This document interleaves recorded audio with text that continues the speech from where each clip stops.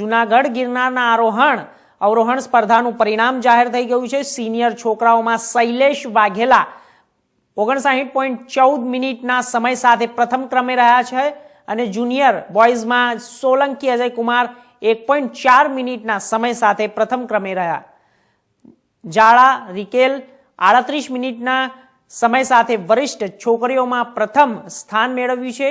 Junior ગર્લ્સમાં ગઝેરા જશુન 37.55 મિનિટના સમય સાથે પ્રથમ ક્રમે રહી હતી। પ્રથમ ક્રમે વિજેતાઓને 50,000 રોકડ પુરસ્કાર એનાયત કરવામાં આવ્યો હતો અને 1 થી 10 સુધીના વિદ્યાર્થીઓને પ્રમાણપત્ર એનાયત કરવામાં આવ્યા હતા।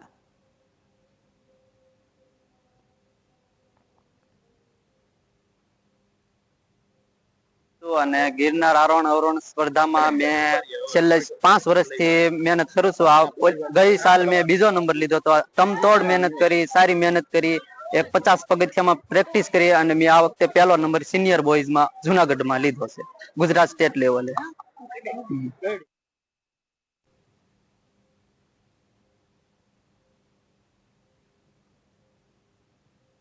તો આ વિષય ઉપર વધુ માહિતી માટે અમારી સાથે અમારા સંવાદદાતા જૂનાગઢથી ભાવિક જોશી જોડાશે।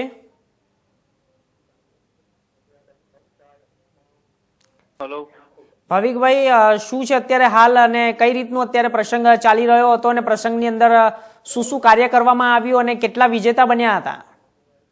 જી ચોક્કસથી જણાવું તો જે રીતે આજે શહેર ભાજપ પ્રમુખની દાવેદારી માટેની પ્રક્રિયા હાથ ધરવામાં આવી ત્યારે ગિરનાર કમલમ ખાતે ભાજપના નેતા વનરાજસિંહ ગોહિલ દ્વારા આજે ચૂંટણી અધિકારી તરીકે આવ્યા હતા અને ઉમેદવારોને સાંભળવા આવ્યા હતા। ત્યારે ચોક્કસથી જોવા જઈએ તો ત્યારે ઉમેદવારોનો રાફડો ફાટ્યો હોય તેવા દ્રશ્યો સર્જાયા હતા। કુલ 40 થી વધારે લોકોએ દાવેદારી નોંધાવી હતી, જેમાં મહિલાઓ, યુવાનો સહિતના લોકોએ દાવેદારી નોંધાવી હતી।